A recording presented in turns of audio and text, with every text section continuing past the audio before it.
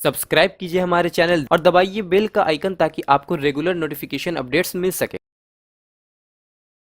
یہی وجہ ہے رسول اللہ صلی اللہ علیہ وسلم کے صحابی شکل بن حمید رضی اللہ تعالی عنہ آئے اور آ کے کہتے ہیں اللہ کے رسول صلی اللہ علیہ وسلم، آپ نے ہمیں شیطان سے بچنے کا تو حکم دے دیا، طریقہ بھی سمجھا دیا، لیکن جو ہمارا ضمیر برائی کی طرف ہمیں دعوت دیتا ہے اس سے کیسے بچے؟ ہماری اپنی بھی تو خواہشیں ہیں، وہ ہمیں غلط کی چیز کی طرف لے جائیں تو پھر کیا کریں؟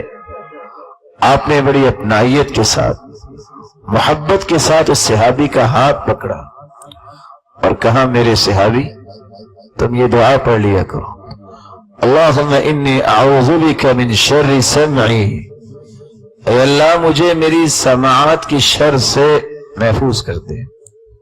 سماعت کی شر، غیبت سننا، گانے سننا، اللہ اور اس کے رسول اور علم اور اہل علم کے خلاف گفتگو سننا، یہ بہت بڑا مسئلہ ہے۔ ان کانوں کی حفاظت بہت ضروری ہے۔ اللہم انی اعوذ بک من شر سمعی، اللہ میرے کانوں کی شرارت سے مجھے بچا، ومن شر بصری، میری آنکھوں کی شرارت سے مجھے بچا، میں حرام چیز کو نہ دیکھوں، ومن شر لسانی، اللہ میری زبان کی شر سے مجھے بچا، میں زبان سے اچھی بات بولوں، ومن شر قلبی، میرے دل کی شر سے مجھے بچا، جس میں ارادے غلط ہوں، نیتیں فاسد ہوں، نیتوں کے اندر اللہ کی رضا نہ ہو، اللہ کی خوشنودی نہ ہو، ومن شر منی، اللہ تو نے مجھے طاقت سے نوازا ہے لیکن اس قوت باہ کی شر سے مجھے بچا، یہ مجھے کہیں بے راروی کا شکار نہ کر دے، مجھے صراط مستقیم سے دور نہ کر دے۔ تو رسول اللہ صلی اللہ علیہ وسلم نے یہ طریقہ بتایا جس سے انسان برائیوں سے بچ سکتا ہے۔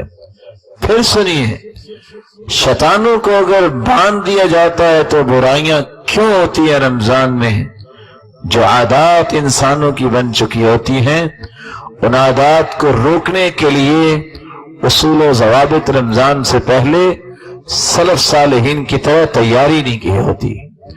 سلف صالحین نے تیاری کی ہوتی تھی، رمضان کا انتظار بھی کرتے اور اس کے لیے اپنے آپ کو تیار بھی کرتے۔ سبسکرائب کیجئے ہمارے چینل اور دبائیے بیل کا آئیکن تاکہ آپ کو ریگولر نوٹیفیکیشن اپڈیٹس مل سکے۔